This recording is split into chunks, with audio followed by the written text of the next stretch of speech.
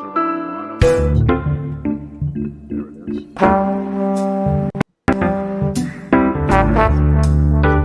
Look, I gotta go through and fix this. It's getting too cluttery on my screen here. But the screen's nothing. It's the desk that's, oh, it's just a shambles. Let's turn on some light. Ta-da! I can show you what the hell's going on. This is what it looks like right now. You ready? Um, that one? Yeah, this is what the desk looks like right now. I cannot find the damn desk. Had some BU rolls come in, and I gotta get through those. I was gonna put some in the big show, but well, we got the dime in there instead. That's somewhere down here. Where is it? This is the big show. I've lost it. Huh. Well, I hope it's there. It was a good one. There, that right there. That's it. So I got a Barbara dime, pretty good shape. There we go. All right. Well, let's see. I thought I'd go through. I got some 1960 rolls. How about a 1960 D small date? Let's see what the hell is in there. There we go. I got a pretty decent supplier, and I've found stuff in these rolls from time to time. Nothing too wonderful, but you know, some RPMs, some little stuff. And let's face it, I just can't help myself. The price was right. Okay, let's get some stuff out of the way because there's too much stuff here. And where's the scope? There it is. Can we see anything at all? Put a penny under there at least. See if this works. Okay, I'm not ready. Well, I had a little nap after the big show. There. Okay, that's good. What is this? Oh, that's that broad strike. Yeah. Okay, I got to do a few videos on this stuff because I got a couple of broad strikes on the desk. Da-da-da. Yeah, there's no collar on this one, but one of them had a railroad rim. I got to explain that further in better detail. Yeah, so there's no collar, so when the dies come together, it just squeezes the coin out. There it is. So you get this, you know, really wide space all around the whole coin, and it's a whole lot bigger than normal. But that's for another day. Okay, let's see. Let's open this thing up. Dun-dun-dun. Probably have been inspected before, but I've gotten stuff from this guy. The tape is old. The rolls, they're kind of old. A lot of people, they take their old rolls and put them into tubes to keep them from, you know, deteriorating. He did send some originals. Well, I don't know if they're original. They seem to be original. What's this one? That's a 61D. That's bank wrapped. Okay. Maybe I'll play with those. All right, where's the scope? There. Now we get started. What do we got? We got pretty decent lookers. Not too spotty. Every now and then you get a spotty roll. Well, it happens. Okay, there's a couple of spots on this one. I thought railroad rim was a collar clash. No, a collar clash is a collar clash. A railroad rim is the result of a stuck collar. Where the hell's my Play-Doh? All right. All right, we're going to get into it right here. All right, let's see. What do I got for a collar? Aha, I got that. That'll work. All right, let's make a penny. Boy, this Play-Doh is getting... I got to get more Play-Doh. Is that still for sale, or do they mark that as non-essential? If you think your desk is bad now, you're going to hate my... I haven't finished your last package, man. I got the lid from that last one. Look at this. Over here, I took the... It's gone. Where are you? Home? There. From your last package. Remember the Scotch tape one? And I had to put the coins in a box over here. So I got to mess with that. Yeah, never did finish all those. There's just one of me.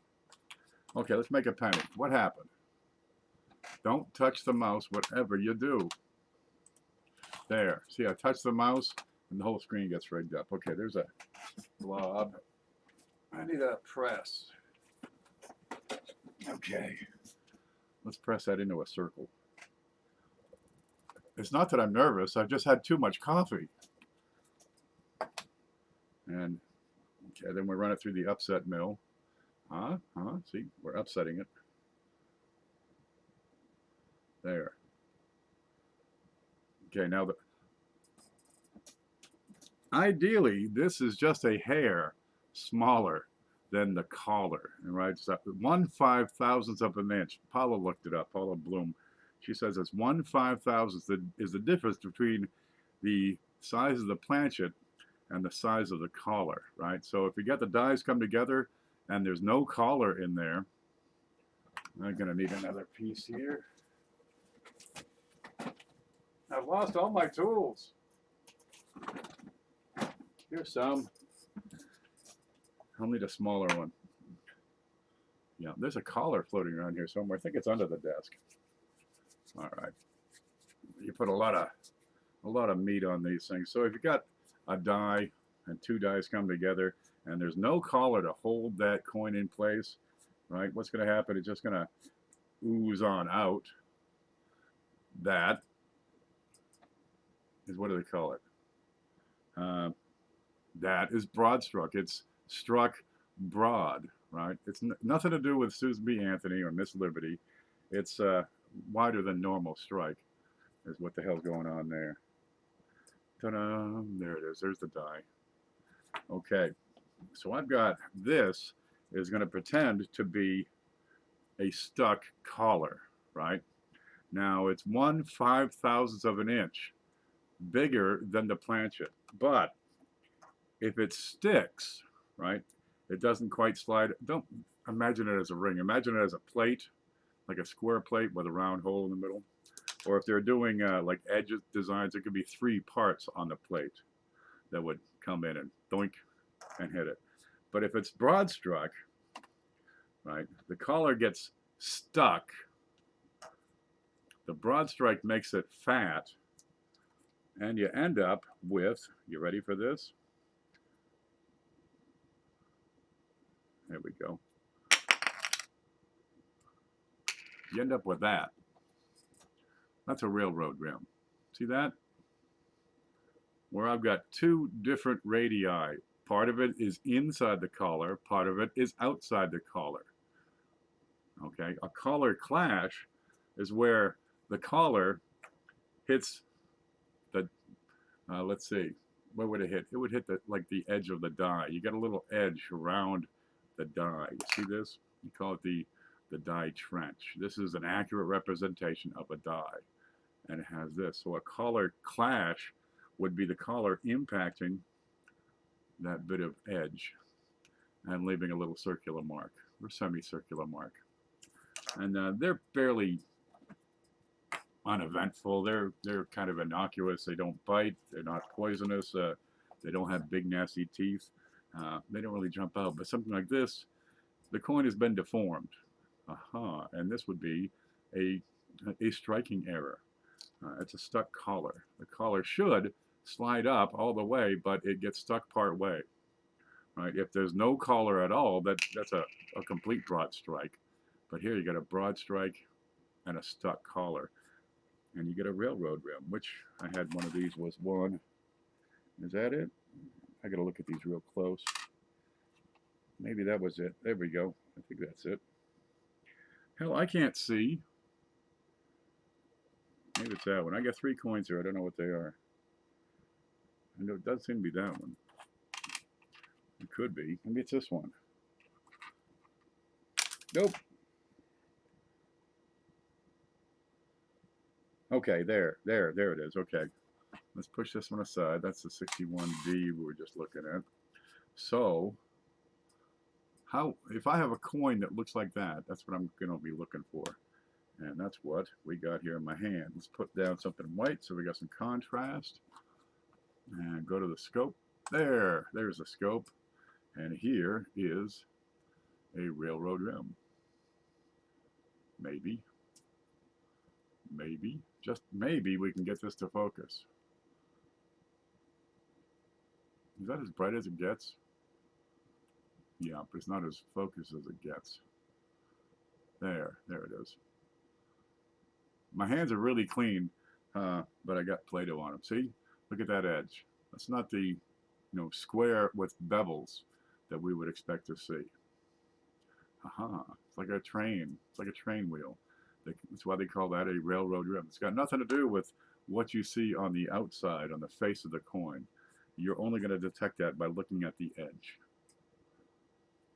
Huh. Well, there's today's lesson.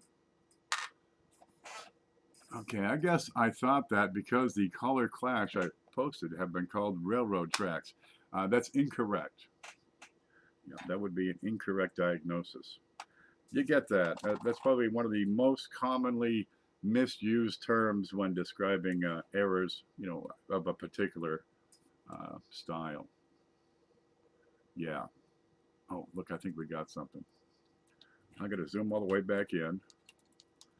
Yeah. I think the most common misuse of terms is when they say, is this a double die error? Oh, that kills me. Okay, let's see what we got. I got spots, otherwise BU. Now you got to realize the camera really makes these just jump off the screen. Like that spot above Liberty. Let's see if we can see that in real life. Let's see if we can really see that in real life. Okay, we can see that one in real life, but it's not as black hole-ish up here in reality. Something like this I toss in the can and send that back to the bank. Not a thing I can do with it. That's not it. There we go. You learn something new again, Vern. Well, that's what we're here for. Now, where else do you learn this stuff? Mint damage. It's a striking error. Something went wrong during production. Okay, yeah, you could call it damage. But that is a striking error. Something happened. It probably didn't have enough lubricant on there. Yeah, and we all know what that's like, don't we?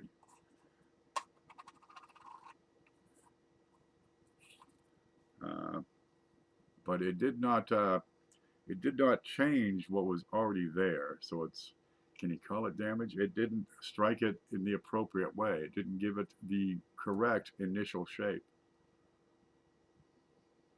This looks normal. Nothing out of place here. FG is normal. Always check that FG. Great spot to find stuff. I'm going to turn the light down because this is blinding. I get that one above my head anyway. There. Okay, what's that at the C? Looks like a little ding.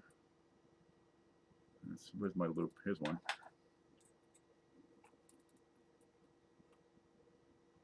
Okay, we got a little die chip on the C. That's the kind of thing I'd keep. Yep. Let me wipe the Play-Doh off my fingers. Yeah, pretty minor, but yeah, that's my thing. Give me a flip. There's one. Hell, there's two. Give me one flip. Piece of paper. Here's some. I'm going to have to cut up more pieces of paper. I got a 1960 D small date and die chip in cent. C-E-N-T. There. I write cent and then just underline C, and that'll get me by. And I'll stick that in a box back here somewhere. Yeah, that keeps me happy. What box do I have? Do I have a box out here? No, no. What's that one? No. Do I need another box? I just sorted all my boxes. What's this one?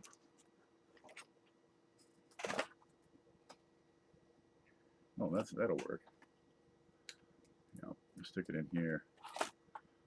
Oh, there's those nickels from the other day. Okay, and we keep on going. So not damage, just not correctly struck. I guess something inside that 6. Man, they had such troubles with these things. They tried re-engraving the date. All right, they had trouble with these dies, so they tried re-engraving the date by hand. So you're going to have on the end of your 9 kind of a diamond shape. That is normal. On the end of the 6 also, you're going to have like a little extra bit of tail. That's normal. What's that? Oh, Jesus, that's slobber. Let me pull up my t-shirt here. All right. Well, there's another one for the bank box, I suppose. And we are way in too close. Always check your Liberty.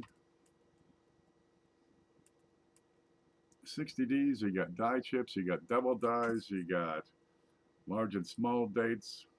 Pay good attention to those RPMs. But the small dates, there's not that many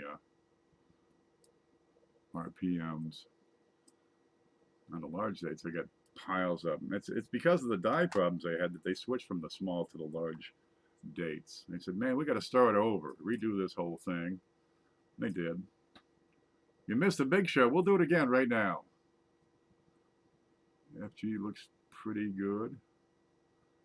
Looks like a contact mark in the middle of the G. There's a nasty spot. If I tilt at an angle, the color changes slightly. No chip on the C.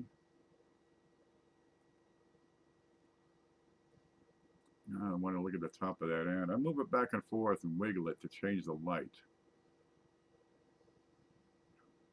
Yeah, that's a pretty decent sharp strike otherwise. It's a little bit spotty. Yeah, a lot of people are happy with it. You know, just something that shines this bright. Nothing. All right, set that up. What's this one? Yeah, a little bit of a spotty roll. I've had some rolls that are just awful. I mean, so damn awful. I don't even want to look at them. They got gray and, you know, wiggly spots all over the thing that just wiggle across the whole damn coin. Oh, look at that mint mark.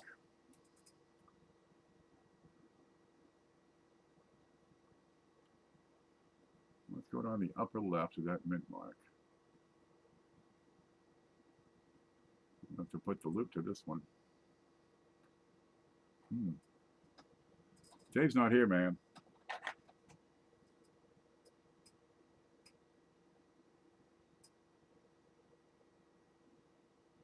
Okay, no splits, but we've got a little die deterioration to the southeast. You know, you see it like as a shadow around the D. That's just a wore out die is all that is. We can zoom back out. There, it's going to hurt my eyes otherwise. Yep. Well, decent fields. They're not scraped up. Sometimes you get these coins. They've been taken from bags, right, and put into tubes or put into rolls. There are machines out there that will take your coins and put them in a wrapper and crimp the ends off beautifully, right? They used to use them on banks, and they're still out there. So you got these guys that you know, get these bags of pennies and take time, count them up, and put them in rolls. And is that a clip? Is that a, what's on that U? Ooh, this one's a real hard look. No, that's light. That's light bouncing off that U, making it look like a step. If I change the aspect of the light, the way the light bounces on that U, that little step goes away. It's gone. But over here, they'll say, hey man, you got a notch on the U. No, that's not. And they're going to try to sell the things off, you know, for a couple of bucks a roll. That's what these go for. 1960 what? 1960D, small date. That's what, where is that? What are these good for? These are probably good for 4 or 5 bucks a roll. All right. There it is. Okay, we'll look at that side. But you can get the whole bag, 5,000 coins, right? 5,000 pennies, an original mint sealed bag. This is the exact same as the other one, looking at that D. And, you know, it'll cost you 125 bucks. But these bags, they've been floating around and passed around from one dealer to the next. They pick it up, they throw it in the trunk of their car, they drive home over rotten roads, and these coins just take bump after bump after bump, and they get shoved around, knocked around, they're tumbled, and you end up with these bags that are full of beautiful coins. They're brilliant. They're uncirculated, and they're covered with freaking marks. I mean, you can't you can't see the goddamn coin for all the marks. All right. So just getting a roll that doesn't have to light it here. What would that do for me? That might work. I'll put some Play-Doh on it. That's normal. That's normal. There's a little mark right there. That's not too bad. But I've seen, you know, rolls where every coin is just covered with that stuff. It's a crying shame is what it is. It's a Copper King. Good morning, Spikehead Die Crack. You working today? Man, I hope somebody's working today to make that cheddar. Keep me in the manner to which I become accustomed. These look pretty normal. Is that another one of those chips on the sea?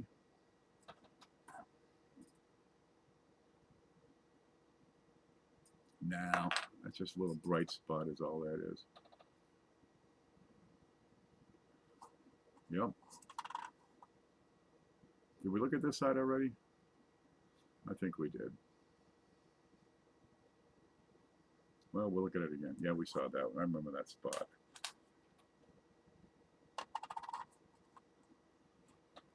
But I see people buying these rolls, these old rolls. Maybe they've been put together by people out of, you know, beat up bags. Maybe they're original. You know, if you don't know what the holders, what the what style coin wrappers were in use at the time. Let me kill that noise right here. There we go. You know, you can buy, you know, these rolls. They call them original bank wrapped rolls, but the fact is the wrappers from like, you know, 1978. The coins from 1960. And that's not original bank wrapped roll.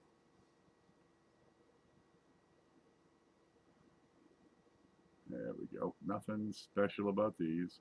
This one ain't so spotty, at least. Thank heavens. Yeah. Now, this may be from an original roll. And I'm going to guess that it had some problems in storage at some point, so it was transferred over to this tube. There we go.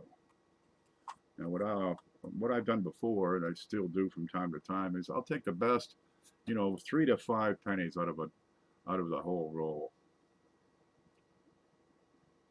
and I'll put together sets of 50 different BU memorials. It'll go from 59 to 81, every darn one of them. But you got to get rid of the spotty ones like this one. All right, you got to get rid of the ones that are all frigged up, chewed up, marked, stained, blotched. Get rid of the unders.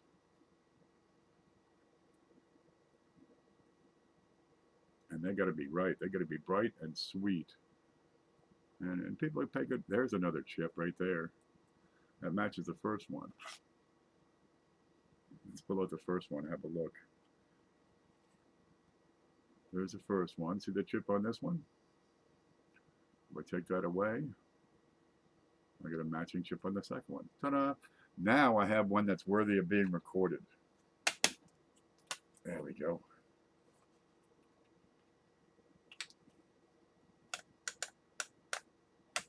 But there's nothing wrong with, you know, a screaming hot set of memorials. Seriously, they're getting hard to find. Back in the day, I remember 1974, we were in our, the hell was that, a Pinto? Yeah, I'm in the back seat of a Pinto, and I got some pennies because we just gone shopping with my grandmother. And I'm looking at this thing because it's really shiny. It's a brand spanking new penny. And I took a look at it, and it had a date on it. It was 1974. I said, huh, that's funny. I looked at the next coin. It had a date on it. It was like 1952 or something. Had, you know, the old kind of pennies. They were the old kind of pennies. They didn't have the building on the back. They were the old ones. They were always grungy. Yeah. You know, when I was growing up, you'd get wheat pennies in your pocket change all day long. What was that?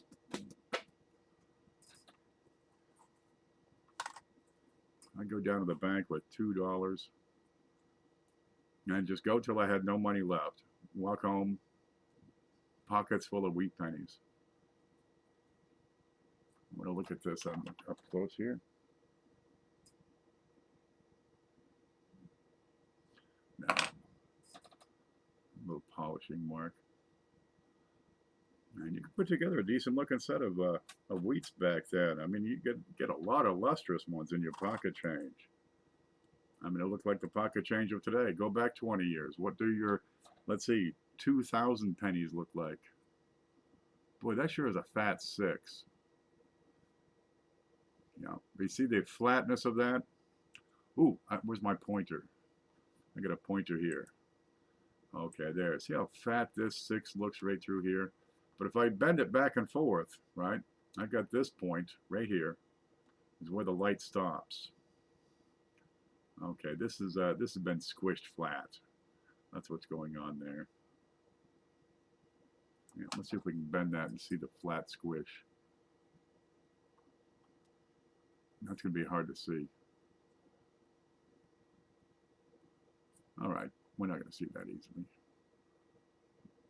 Okay, nothing to see here, folks. Return to your homes. Well, now you get the, the coins nowadays. The way we handle them has changed. We don't circulate them quite as much as we used to. Back in the day, you got 3 quarters, a dime, and a nickel. You got a loaf of bread and a pint of milk. Well, there's lunch right there. I remember bread was 33 cents first time I went shopping and looked at the price of bread. That's the late 70s. 33 cents, and it was good bread. Good morning, Corey. Good to see you. Not seeing much for RPMs in this batch. The dates are looking normal. Nowadays, the coins tend to spend a lot more time in jars. Right? You get home, you take your keys out of your pocket, your lighter, your smokes, your wallet. You got change from lunch, you throw that up on the table or in a dish or something. You go off to work the next day, you got $7 in your pocket. That's good for lunch. You're not going to take 84 cents worth of change and figure, I'll buy lunch with this. McDonald's hamburgers used to be 39 cents. A couple of quarters, yeah, you got a meal. Now it's like $6 for how much is a McDonald's hamburger nowadays? There's another die chip on the C.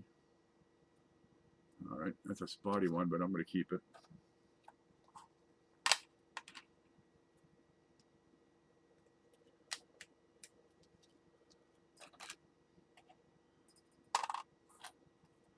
Because I'm funny that way.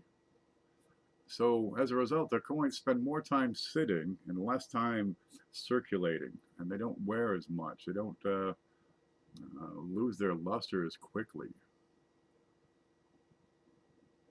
And you can find plenty of coins with great luster back into the 80s. This is 40 freaking years ago, right? Back in the day, the 80s, if it was a 40-year-old coin, it went through World War II. They were frugal back then. They needed their change.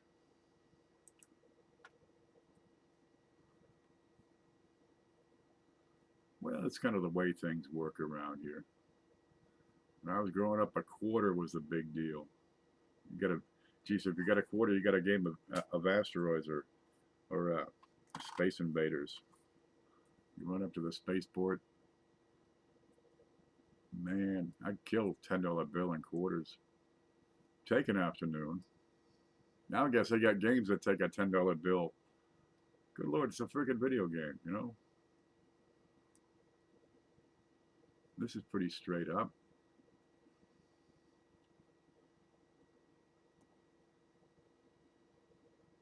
Man, this isn't a bad looking piece. This one might make the cut.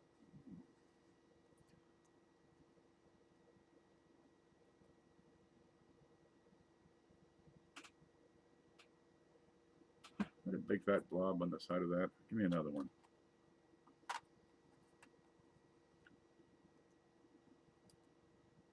Got a big fat blob on the side of that. See that? I got a nice, you know, the 3 steps on the side of the roof. Whereas here, I got this blob. So I wanted to look at another one and say, hey, is that a blob or is that normal? And I pulled out another freaking blob. Okay, good. There, we got one. All right. That's a big fat die chip is all that is. Let's look at the rest of the coin. Nothing on this side. Wait a minute. Wait a minute. Did we miss that? Because that's a chip on the C again. Where'd they go? Here we go. Okay, these three have the chip on the C. Let's get this out of the way. Aha, there's the chip on the C. And it does have a blob on the side. I totally missed that. All right. There's the blob. There's the chip. Well, that's a more substantial chip. On the side of the building, the vernacular term is a beehive. All right, let's get these in together. No, wait, 2 of them are. One of them isn't. Which one isn't? That one is. That one is. And that one's just a junky old penny. There, we got 5 of them beehives.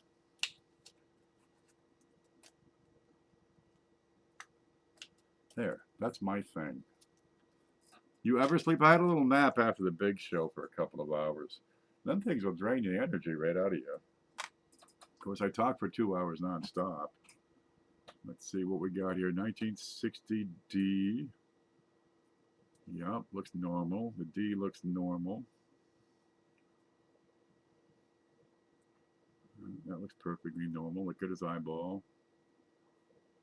Okay. Anything up here? Nope. Give her a flip. Look at my C. Okay, that's normal. What you got there? A little knock? That's a little knock on that spot. FG is good. Now look at the little points on the letters, right? The little points on the S. That's going to be where it shows up the best. And look at the little dots, see if they're circular. Okay, normal. I'm going to just check the C's. I'm working chips. One of the O of 1, 1960p mint bag. Nothing else. Boring. Geez, if you went through and started documenting die chips on 1960 P and D, large and small dates, you'd probably end up with, I'm thinking around 80 to 100. There's lots of them, dude. I don't even document cracks on 1982 and 83. No, just don't. I got jars full of them, buckets, bags, sacks, old boots full of pennies. But I still keep the darn things because I'm sick with this. This one won't make the cut. Okay.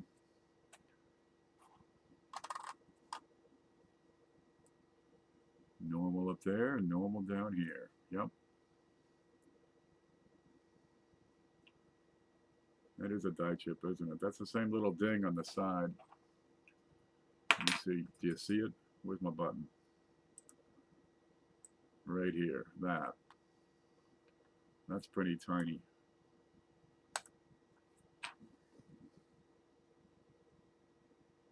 Yeah, that's a little chip. It's raised right up.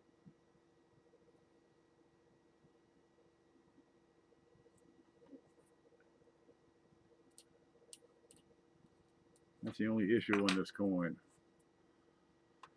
All right, I'll throw it in the can, but this is not the kind of thing I would record right away. That's spotted anyway. Yeah, so I can't give it away, but I'll keep that recorded eventually, but I'm not in a hurry for something that small. There is a threshold of attributability. At what point is it big enough to write down, to document it, to take pictures and post it and shit? Now we'll get some dieware over here.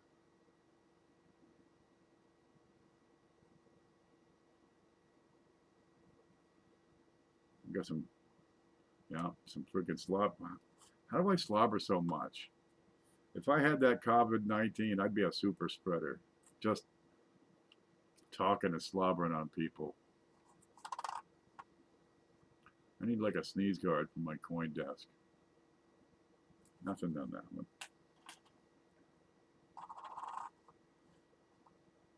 Well, my mouth is a lot closer to the coin than my eyeballs are.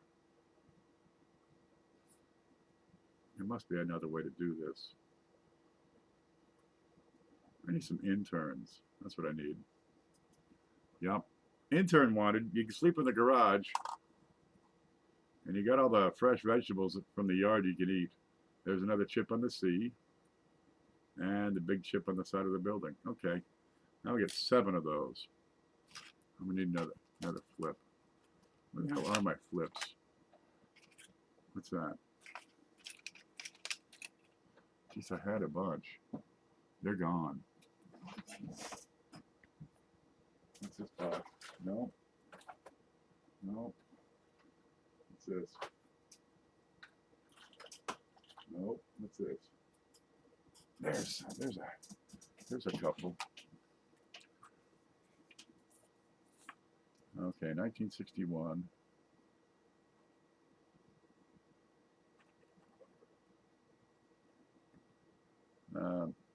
No, 60D.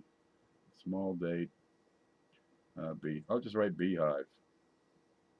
There, that's easy to figure out. Do you have a triple die obverse? Maybe. If I do, I would. Dude, we will never find that thing. Maybe. There's another one. See, the big fat chip and the C. I'll put them in the same flip. There's a truckload of them. Yep. Well, there ain't no time for all of them. There's another one. And, yep, good. We'll get a couple of different dies were used for the coins that came into this. Doesn't have it on this one. They make $1 if you get 2 rolls. Who's that? Where'd you go? Listen, he scrolled up. Wait for it. I'm working chips. Do you have a triple die? No. Maybe. We don't know. Shane's here. I tried selling a roll of 80s circulated die crack cents for 15. 15? Wow. But apparently no one wants to pay that money. It took me like 4 or 5 hours to find that many. That should count for something. Well, it's a hobby, right? I mean, if you could make $3 or $4 per hour, that'd be great. I'd love to make that much. But they changed from the copper to the zinc, right? They went from 95% copper to this zinc core. And they did not change the dies. The dies are the same process for making the dies, and they just couldn't take the change in density. Zinc has different properties of compression than the copper does. Copper is much more malleable. And they cracked up the dies left and right. What's on his lip? I'll put a big fat lip there, buddy.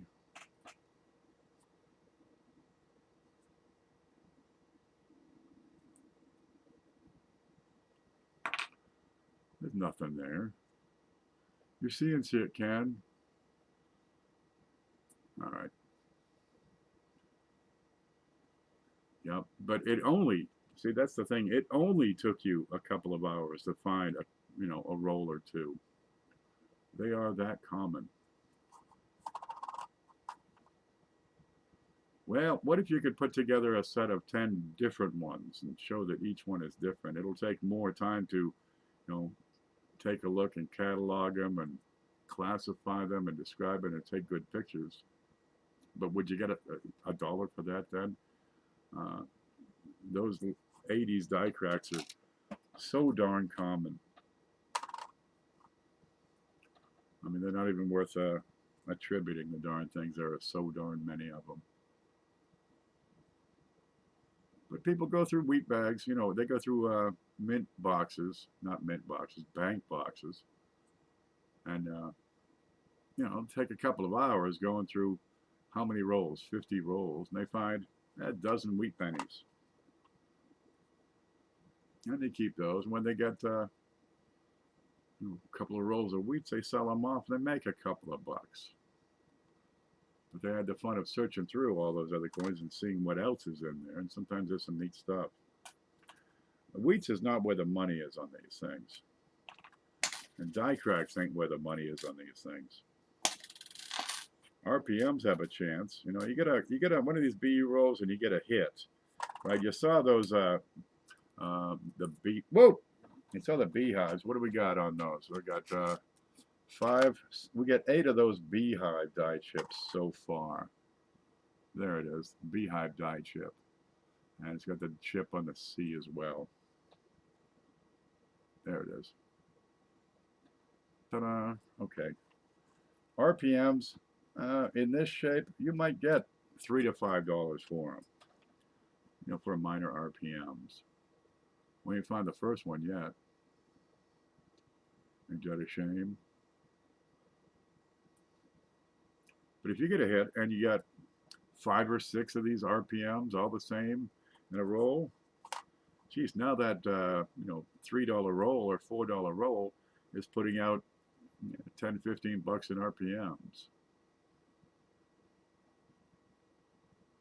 Well, that's not too bad for farting around. You know, 2 RPMs will pay for the roll.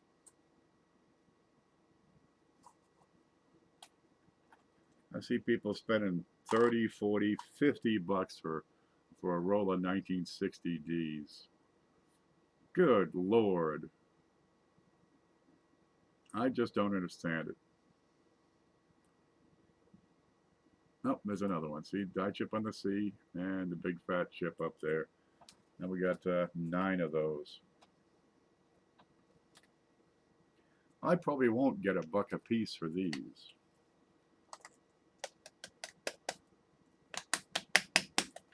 But by God, I keep them. Now imagine, because I'm sure I have other ones. I've got them with a skirted R. There's another one. You'll have die chips in the numbers. You'll have die chips in the letters. All right. A common one is the R in Liberty, where the bottom part of the R is filled. Okay. Now, what if you could put together a few different die chips? Maybe you get $1. Yeah. Frank goes through boxes and he pulls out those double die reverses with the extra bit, you know, around the little man, around the statue, the class 9 double dimes. Very minor, but he gets anywhere from, you know, 10 to 20 bucks, sometimes more for a whole roll of them. I think I picked up a couple from him at least. That's a worn out die, I believe. Yep, it sure is. You know, that's not too bad. It's certainly not a die crack, and it's an actual, it's a double die. There's a chip. Okay. Do I have another flip? Yeah, good.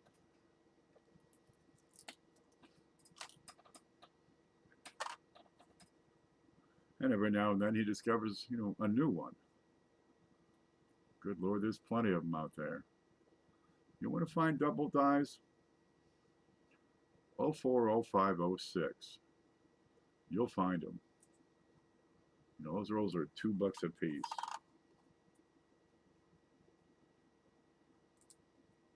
It's a different mint mark than these other ones. It doesn't have that same wear pattern. Let's get in there and take a look.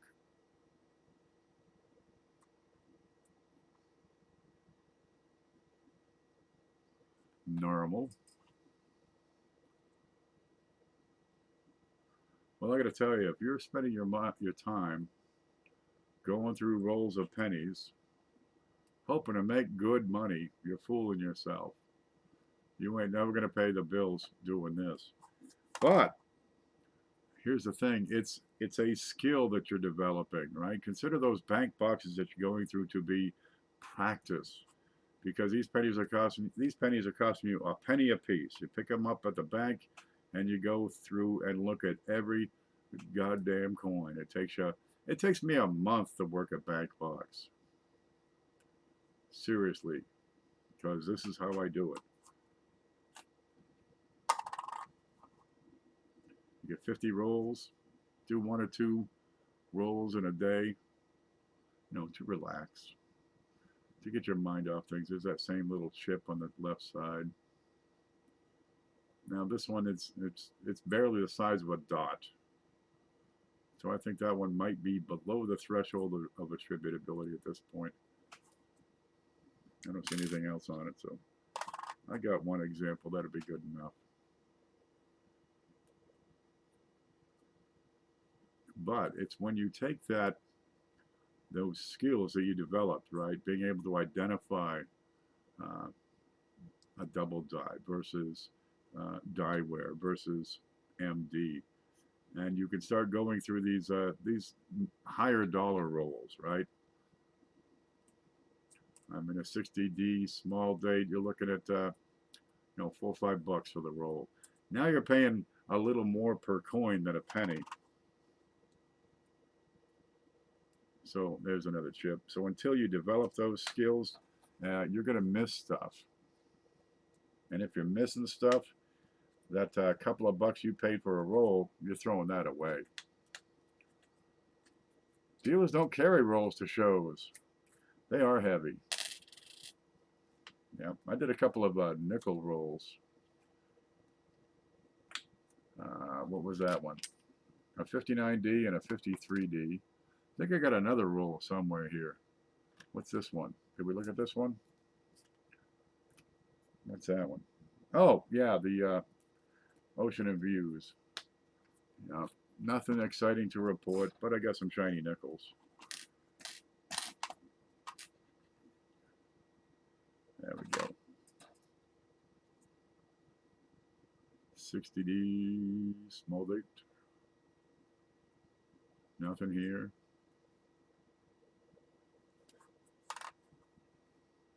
But I've gone through, some pretty pricey rolls. A 1943D BU roll, now instead of $2 or $3, now you're getting into $150, $180 for a roll.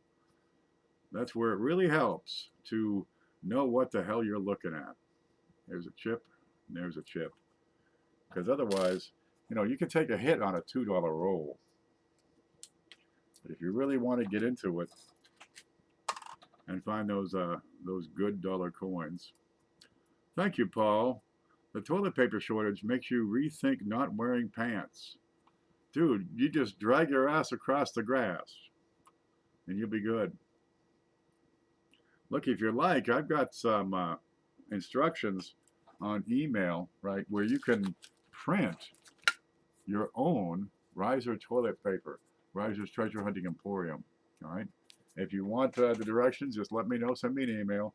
I'll send them to you by email. All you do is print it out, and you can make your own toilet paper. It's fucking beautiful, baby. You don't have to stand in line at the bank. You just print it right here. It's everything you'd expect in toilet paper. What you got here? Nothing. So there's a progression. Start with your pocket change. Then you move up to those bank rolls where you go to the bank and say, could I have $50 worth of pennies, please? And they look at you funny, start throwing shit, call their boss and say, okay, here you go. Do you have an account here? Okay, but we don't usually give this to people. And we're going to charge you $5. Yeah. Then when you're ready, you can move up to, these BU rolls that are going to cost you $2, $3, $4, $5 a piece. 70S is running, $6 to $9 for those.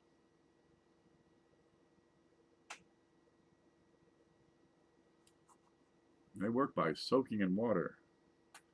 Yeah, just take your time with that. You have tablets? Well, if you can't, print up an email, just use the tablet. It's the same idea as, like, where's that wooden spoon? Here it is. It's the same idea as a wooden spoon. What you got here is what they call a a redneck toilet paper backup device, right? When you run out of toilet paper, hey, just grab the spoon and, just, you know,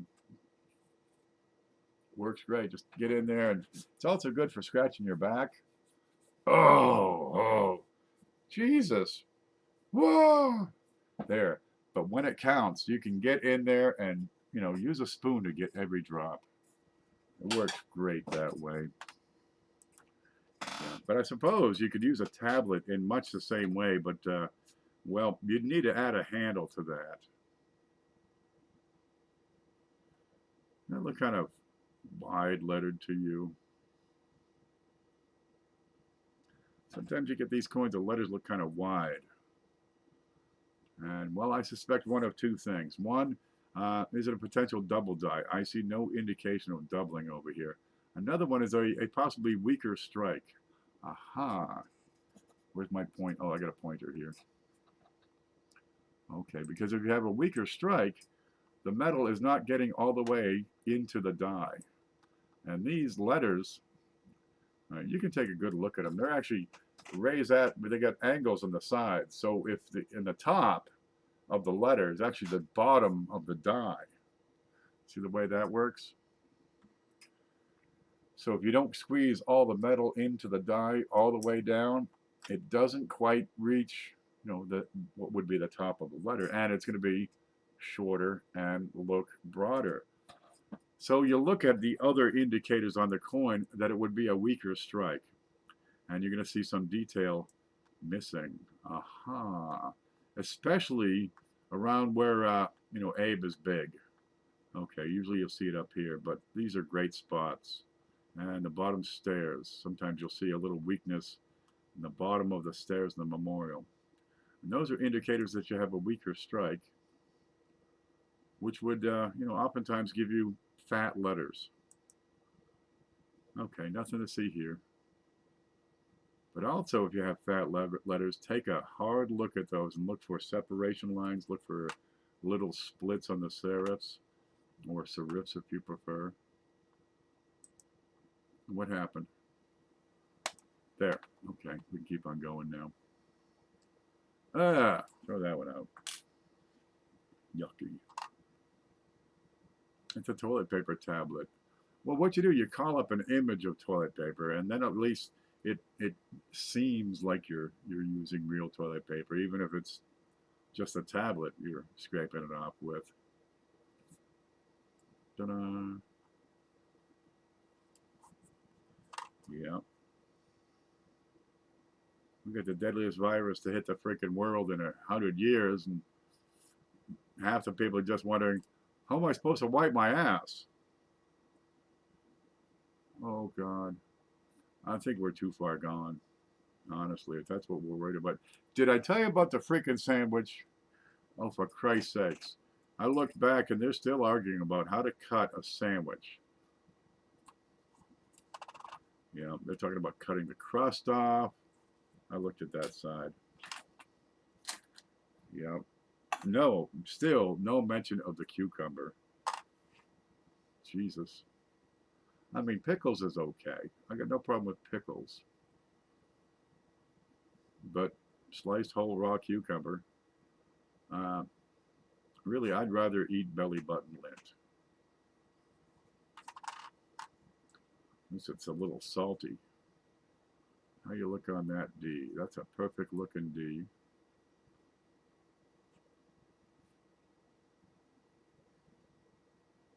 Now, some of these have no spots. I'm glad about that.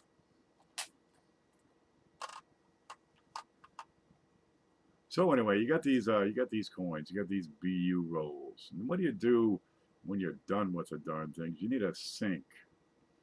Right? You need a way to move out these BU rolls after you've searched them. Well, wheats and such, they're not so bad. Spotty ones, they're tough, especially the memorials. There's no market value for spotty memorials. That's a ding on the E. But the best you can do is just, get your penny back at the bank. So there is an investment And it's usually a losing investment when you start going through BU rolls. Fortunately, they're only a couple of bucks a piece. But man, I'd hate. I see it all the time. These people are spending, good money on just regular old BU rolls, and that's just money shot to hell. Did we look at this side? I've been talking. I forget which side we're looking at. Okay. But if you can put together sets, groups, there's another chip right there.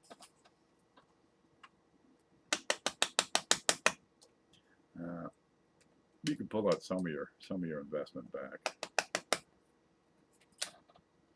And then how do you present it, right? You stick it in a folders, because I've done folders. There's another chip, and there's the blob. Maybe we get a couple more of those.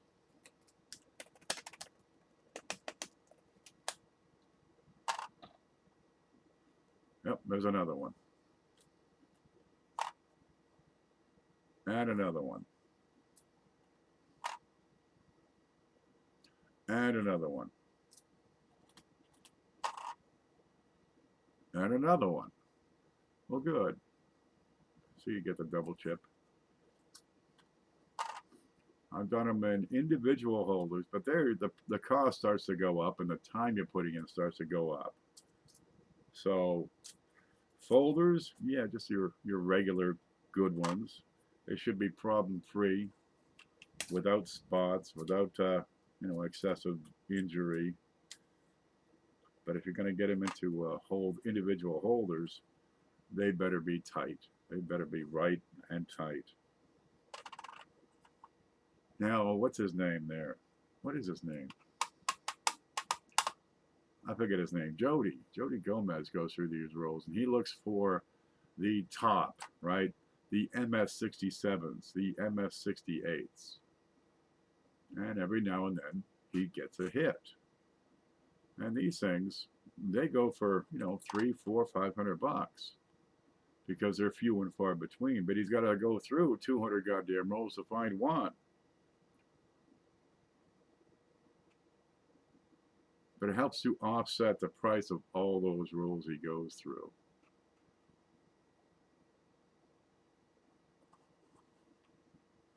Nothing on that one.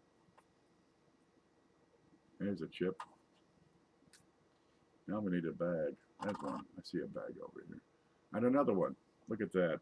How many of those big fat die chips we got? We got 2, 5, 10, 15, 1, 2, 3, 4, 5. That's 20, 23, 24. We got 24.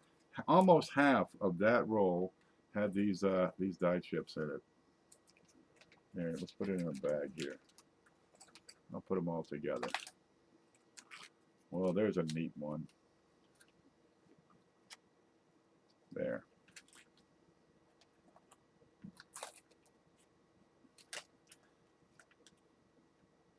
And that's the way that works. See, they got a couple of presses working to fill a hopper. They take the hopper, dump it in, make up their bags, and then the bags are open to make the roll. So a lot of times if you get, a hit, you're going to get 10 to 20 of the same darn thing. It's rare to get one and only one. That usually tells me it's a rigged roll.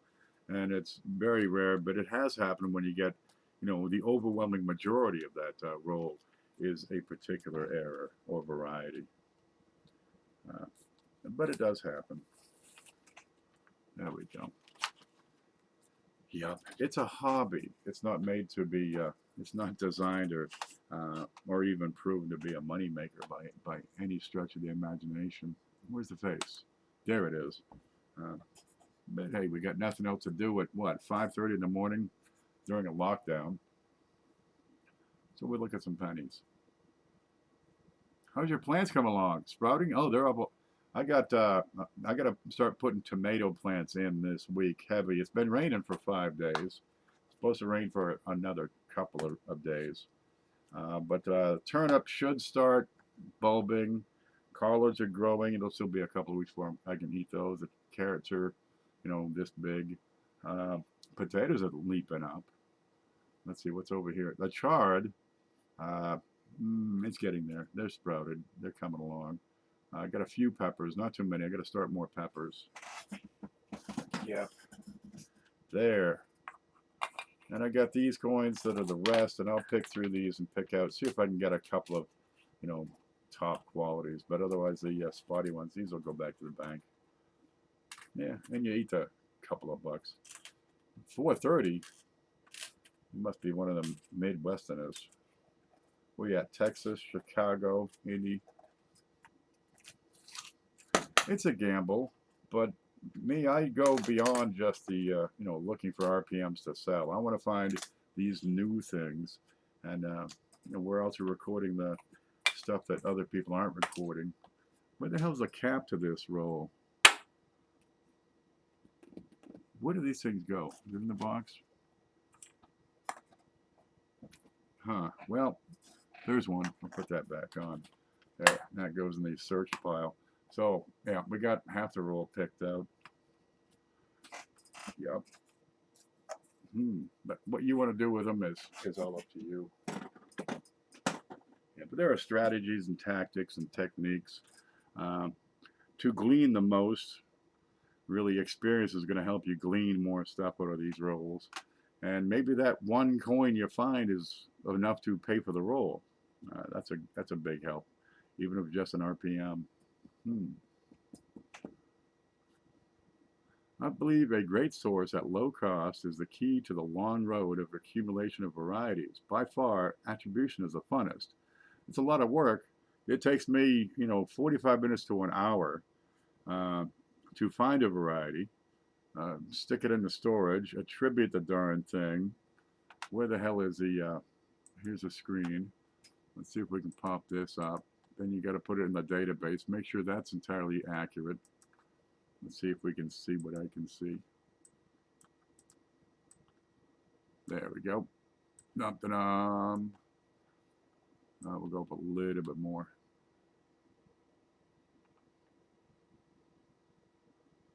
What the hell's the side of the thing? There it is. Okay, so wheat pennies. What was this year? 61D. 1959, 1959, 1959D. And we scrolling. Then you get your large and your smalls. 1960D. There, that's a small date. So then I got to look up the chips. And that one we just found would be either this line or one below it. Let's see, what's the number on that one? Okay, we got one chip listed already. So this will be probably SCHP number 2, because SCHP number 1 is taken. Yeah. And then we got to fill in, all the rest of the stuff that goes in there. Identify the obverse design, identify the reverse design, make sure the rim is right. See if it's cross-referenced anywhere, record that, and then get pictures. I mean, that's the hard part for me, because my camera work sucks.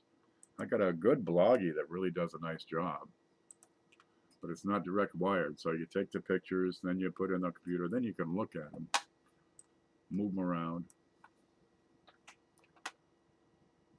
You'll be sad the day they stop making pennies. I don't know, man. I might be glad, because there's a lot of them. I can't look at them all, I tell you that, but at least I got them working 24/7 to try to keep up. But it's okay. There's still nickels, then dimes, then what's after that? All kinds of stuff.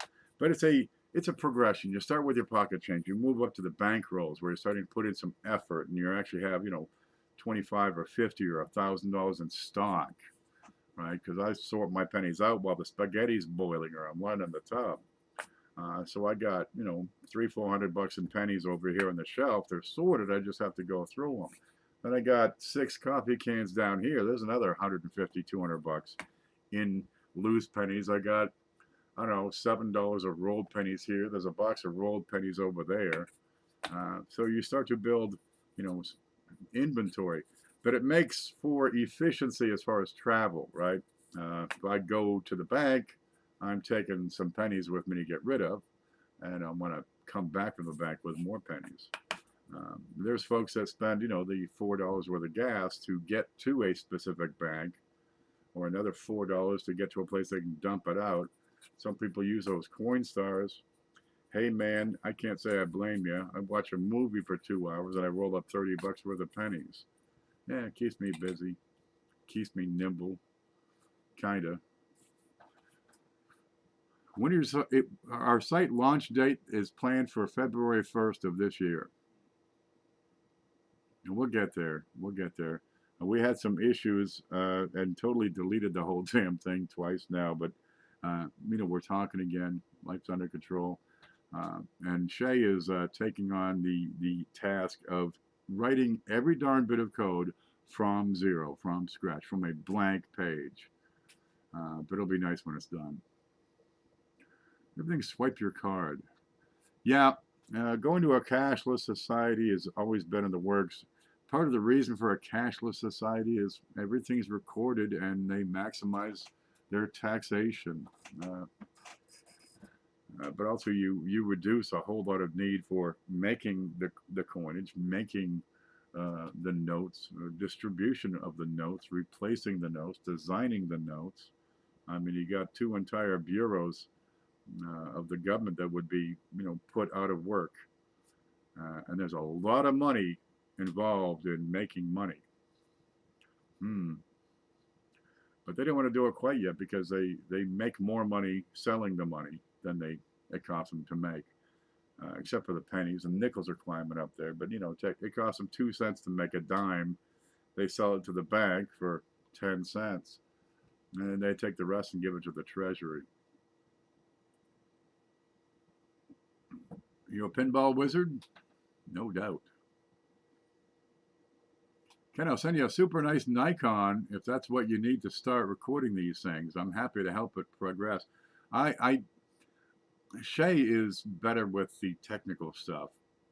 I'm better with the experiential type stuff. I don't know how to use this camera effectively, to tell you the truth. But I've been looking at a DLSR or a DSLR, or maybe it's an LDSR. Hell, it's probably an LSDR for all I know. You know, one of those cameras where it has a freaking lens. But then you got to have the stand, you got to have the ping pong ball lights, you got to have the macro lens, you got to have, I don't know what else you got to have. Oh, Christ. Chuck was going to sell me one at some point for an ungodly amount. He had a spare one, the whole kit. And we got away from that for various reasons. I bought a truck instead. Hey, seemed like a good idea at the time. Yeah. But it's a hobby of accumulation, and I'm at a point where, you know, yeah, I'm going to need to accumulate a badass camera and the gear to go with it. A lot of the stuff we're kind of making up as we go.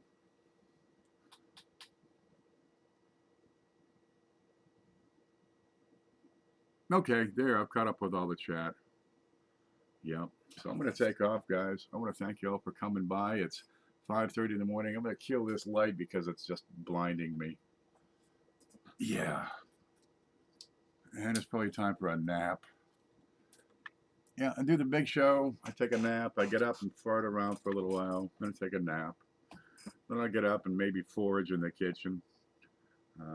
Go check the plants. Put some stuff in maybe. Then take a nap. It's wonderful. I love this. This is a wonderful way to do it. I'm in the process of looking for one badass camera right now. I should do an auction. I'm getting ready. Honestly, I've got some stuff in a box here somewhere. Getting ready to auction. I picked up a couple of broad strikes, and one of them was a 2000 wide AM broad strike. Yeah, that would be, and it's freaking gorgeous. It's perfect. Not a problem with the darn thing. It's an easy 65, maybe 66, and yeah, that'll probably be in there. But we'll get on it. I've done auctions before. What happened is I sold so darn much stuff that I got buried by the shipping. It just crushed me. And this place I need to get into shape so I can get it set up to ship, package after package after package again, because it took, 2, 3 weeks to ship it all out. That's not customer service. Uh, Sometimes too much business is just as bad as not enough. So rather than offer crappy service, I'll just take a break from the auction for a while.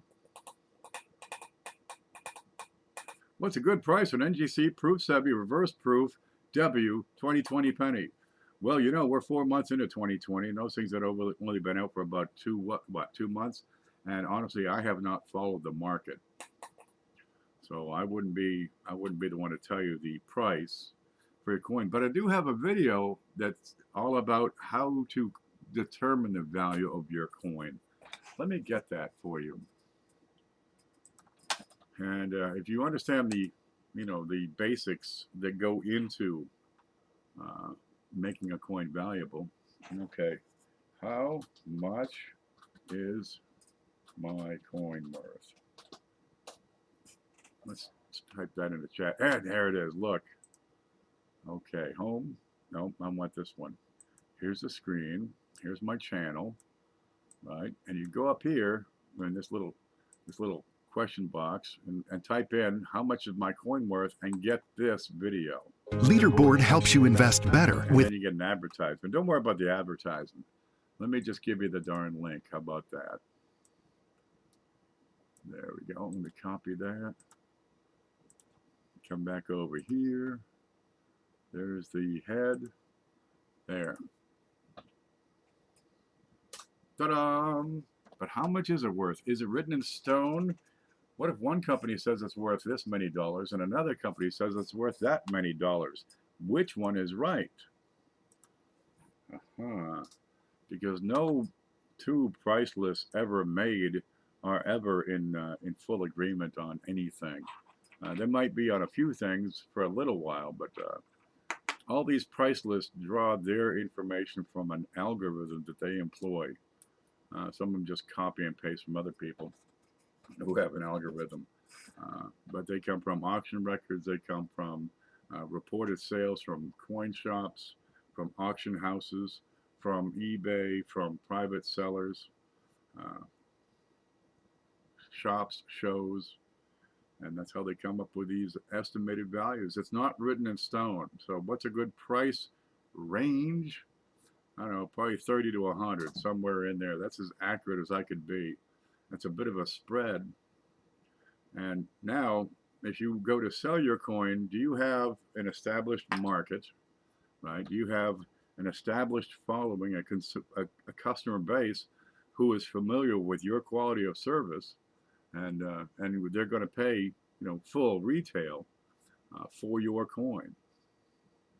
Or you're brand new to selling coins and nobody knows who you are, and they're going to look at it, and even though it says NGC, they're going to say, maybe I can get it for a good price, and offer it $10. A lot goes into getting that value.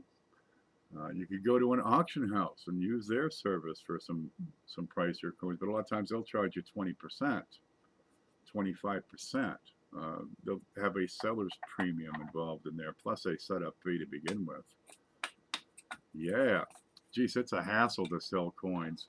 There's another video I have on, what a coin's worth and selling coins 101. There's different places and different strategies you can employ to sell that coin. But being a brand spanking new issue, and I can order another proof set right now. I think I have a pretty good chance of getting that for issue price. I wasn't thinking so existentially, but I'm glad to learn more for sure. Yeah, I mean, you got a 2020 penny that's still in production, or at least I think it's still in production. It's still available from the mint. They're still available in, proof sets. it'd be close to issue price. NGC doesn't really add value to the coin. It might add marketability, right? You'll be able to sell it easier and faster, but it's still the same coin either in the holder or outside of the holder. It's the same darn coin. Yeah, I'm not a fan of slabbing. In 40, what year is this? In 43 years of collecting coins, I have certified this many. That's a 0. 0. Which way's up? How do I? No, that's an okay. 0. Less than 1. Not even 1. I don't see the value in it. Look, I was collecting before there was an NGC and a PCGS. There was Anax out there, but that was for, you know, the really good stuff. So, geez, why not just learn the skill of, you know, grading coins for yourself, and then you don't need them anyway. The whole purpose of those certification companies was to sell a coin sight unseen. You got a listing for a coin, you can just say it's MS70. You don't have to show them a picture, because photographs were pretty darn expensive. Only the highest end auction houses would have a photo of the coin on both sides in color, you know, for 10,000 buyers to look at. Because damn, it was expensive to do that. Still is, but the internet makes it possible. We can take a picture of this coin right here and put it online and have it around the world in full detail and in real time. If you want me to zoom in on it closer, I can do that. So what's the point of having sight unseen certification services anymore? Well, they're doing what they can to keep themselves from becoming obtuse. They're doing what they can to keep themselves, you know, still prominent, even though their need for their service is waning. They're coming up with different styles of holders. Got a black label, got a gold label, got an eagle on it, got a Mercantius signature or some damn thing, or first day of release, which doesn't make any sense anyway, because they make the darn things, you know, for weeks beforehand, and then release them all on, you know, June 1st or whatever the hell. Well, they ran that die into the ground in the first 10 hours. And just because it's the first day of release, you got coins that were minted over 18 days. And they released them on June 1st. They were made in January 14th. But they got those little holders. They got the little first day of issue.